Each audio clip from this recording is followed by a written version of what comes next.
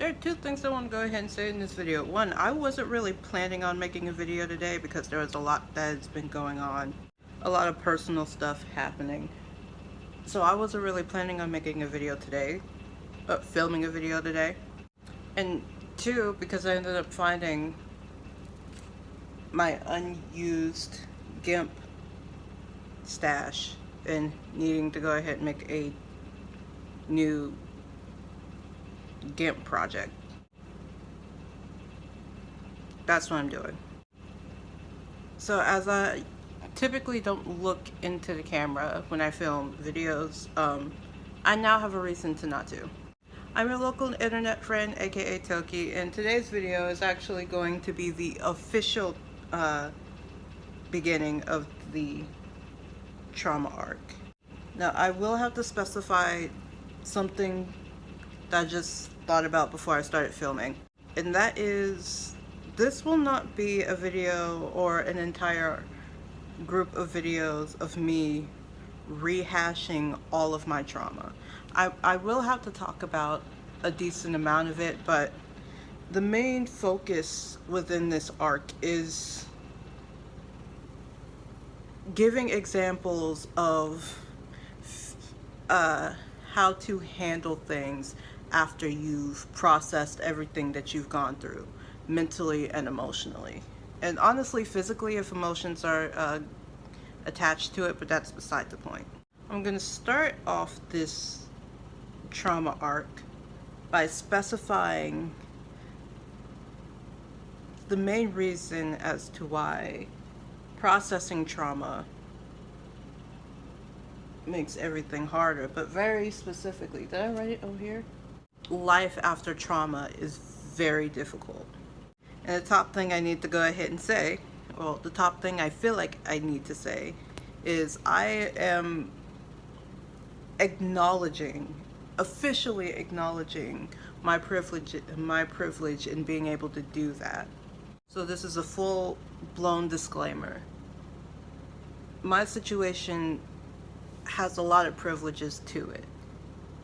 I get to go ahead and actually, I get to actively work on making these choices without having to deal with the stress of a 9-to-5 and everything that comes with having one. Not everyone has the ability to choose to not deal with anything that day. Just because it could be worse for me does not mean I don't get to complain about this stuff. And the main thing is, a lot of this stuff is not necessarily things that I was able to control, as a lot of it was from my childhood when I was the kid. If I really want to be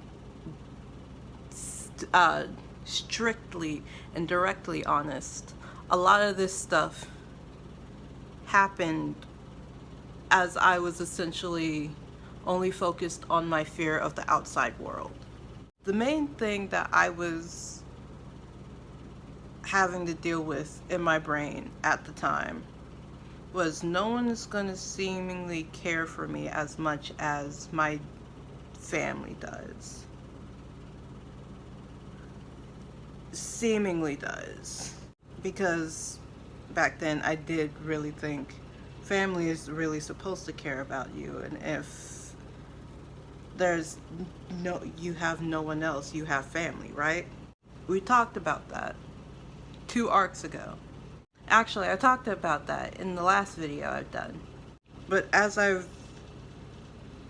emotionally matured, I feel like I was already mentally mature, but I've also had to deal with a lot of pushback from people that were older than me, not just adults, just people that were older than me in general, trying to tell me that I was wrong simply because whatever, I guess. I don't want to say whatever, I guess, because that's very dismissive of the actual situation. The people I had to deal with were people that only looked to me for things like emotional stability or some sort of maturity that they perceived me to be, and validation. And if what I thought, what I believed, didn't really match up to the way that they were specifically acting, or whatever intention they were acting with, they would end up trying to completely dismiss me, if not invalidate my own thought process. And that was the major issue that I had to deal with, even after legally becoming an adult, and then hitting the legal age to be able to drink alcohol. I'm trying to find a way to segue back to what I was talking about and completely forgot because I went on a tangent. And then I was trying to look at the 2 outlines that I created for this video, and none of them are helping me. Right, I didn't even get past the privilege disclaimer. So yes, while I acknowledge the privilege that I have for being able to do the things that I do and do them the way that I do, I also don't want for you to think that it's all sunshine and roses, because it's not. There are a lot of issues that I have to go ahead and deal with because of these choices. Most of them were not necessarily made by me, but I'm handling them as best as I possibly can. I'm trying to figure out where I'm putting my feet as I'm recording this. So the camera's going to end up moving around a lot. Now let's get into the actual meat and potatoes. Says the vegetarian. There's a lot of things that you are expected to do as an adult. And if people only know like one way of living life and don't want to go ahead and think that they've basically just wasted away theirs, they are more likely to keep you to those expectations. Saying things like, oh, you should be here by now, or I am surprised you just found that out. How have you not figured that out yet? Your insert age here. Honesty hour. There's a long time that I was specifically doing that to myself. Essentially shaming the person for not being where the other person expects them to be at that age. Completely forgetting that there are several different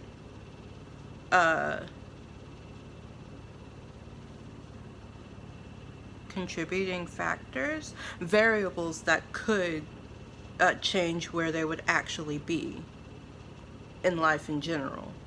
As I've said before, well, actually, because you can't really figure that out unless you're properly tested, I am either mentally gifted or neurodivergent, which means there are a lot of things that I will be able to pick up on and won't be able to figure out what to do with that information.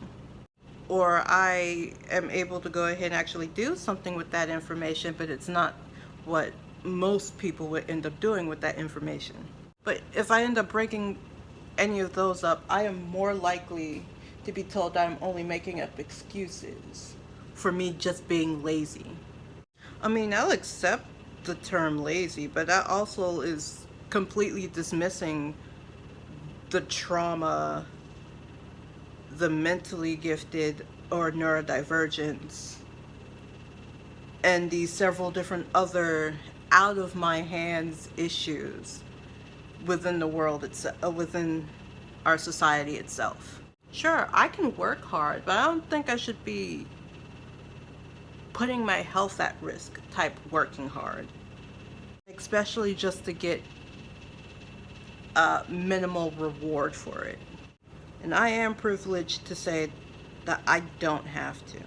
The second problem here, outside of people just shaming you for, from their perspective, being lazy, is the fact that even if you do all of that work in mentally and emotionally processing your trauma, contrary to popular belief, very specifically in the spiritual community, doing that internal work won't always result in external reward. And that is the main thing that has been making this hard for me specifically. I am that type of person I do have that type of mindset where if I see that I need to work on something, I will go ahead and work on that until I get better. And I will be able to see the getting better and feel good about the work that I've done and feel satisfied with the work that I've done to get better. I saw that I needed to go ahead and work on my vocals, very specifically not being as nasally, but also not destroying my vocal cords. So I did exactly that. I did warm-ups, I worked on vocal practice, finding my own personal voice, and then like I wanted to say bettering it. Because that's I feel like there's a better way of saying that. Strengthening my own voice and also strengthening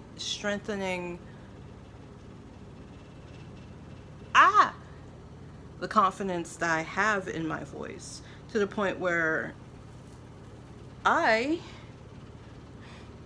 think I can say this now, went to in-person auditions for The Voice. Didn't really get much of anywhere, but that wasn't a me thing.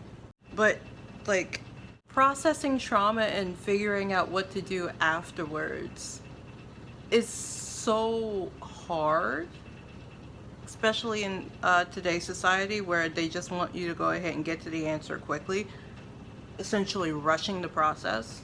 But it's made even worse because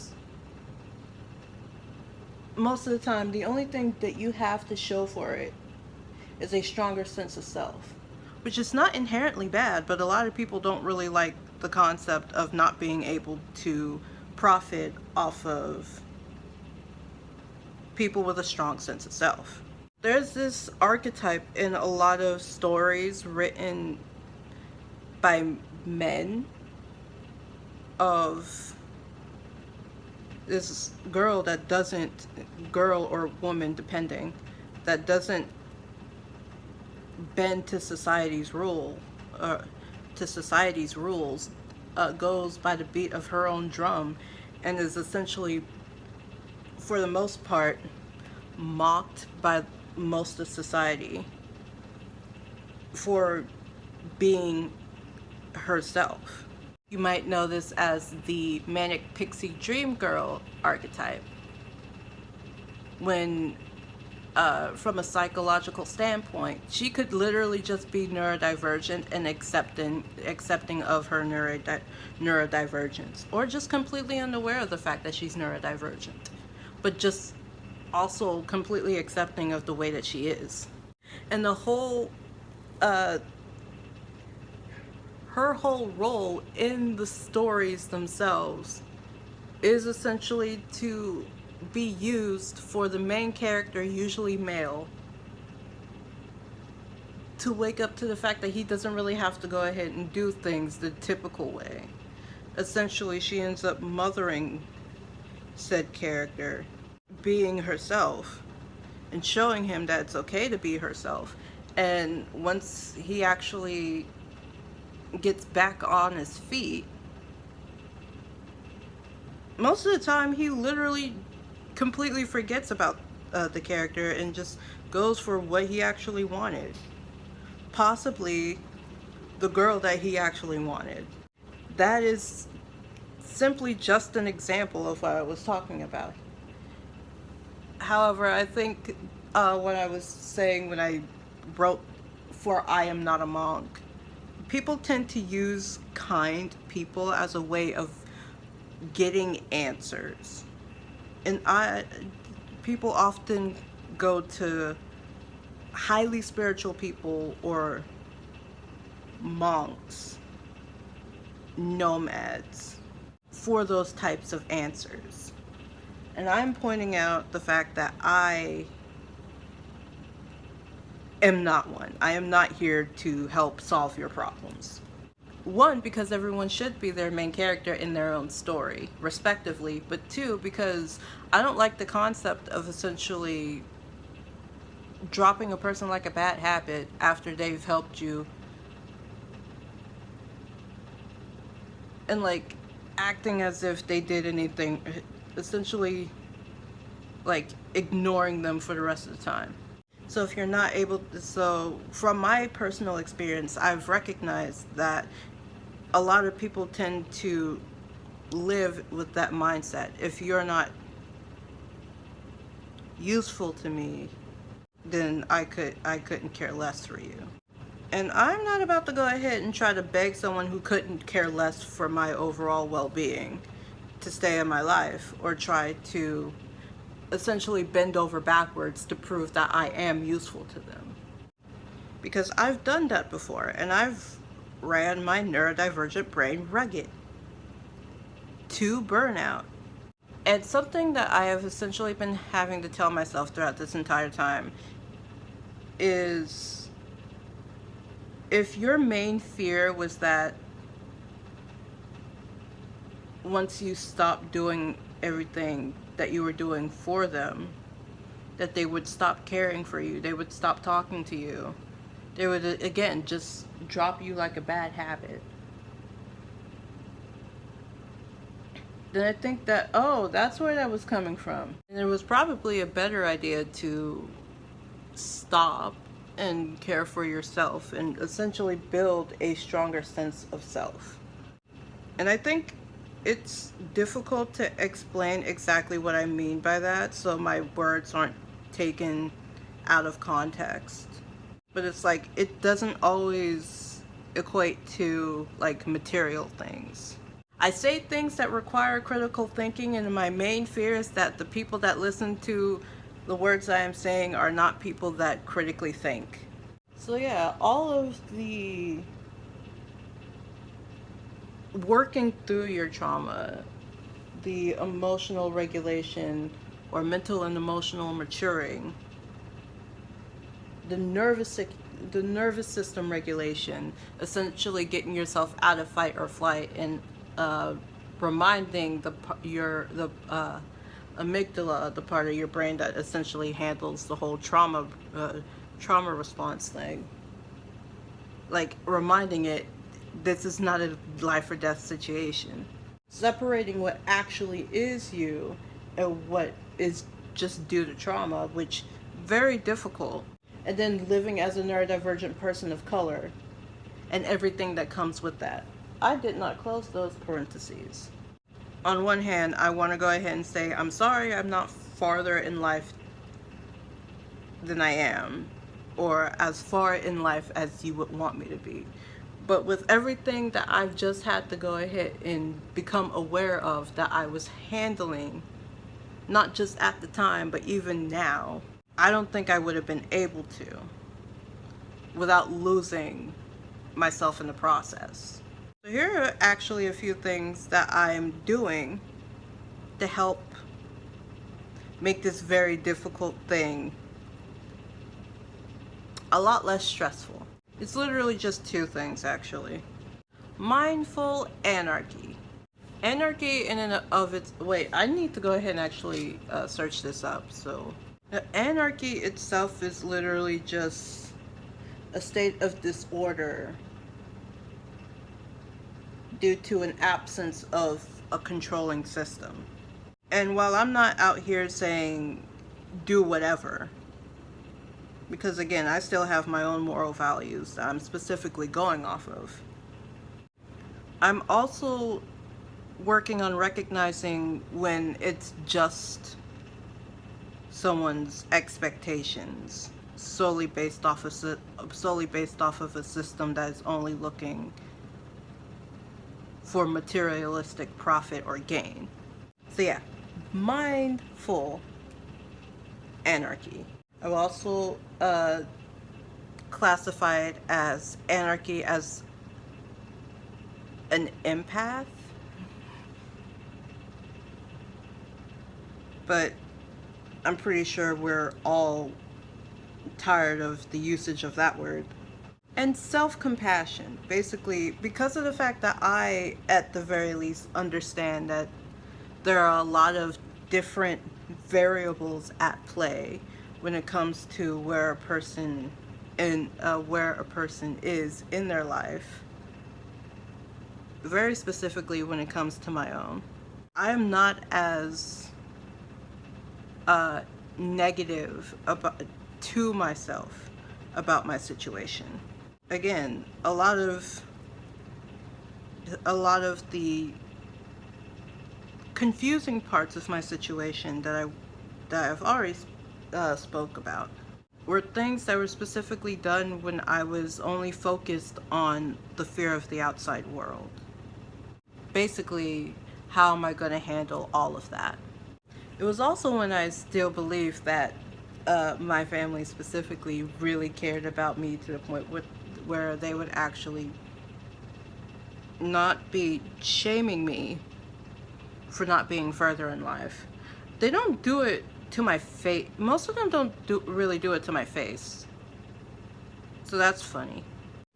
It's like, I'm not shaming myself for not being further, and I'm also limiting the amount of time that I spent with people that do try to shame me for not being further along, whether subconsciously or directly.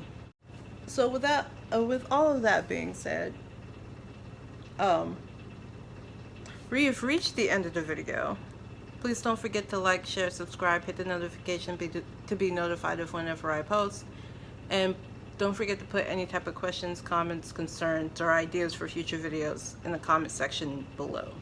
I've been Toki, aka your local internet friend. This is Toki saying Toki out.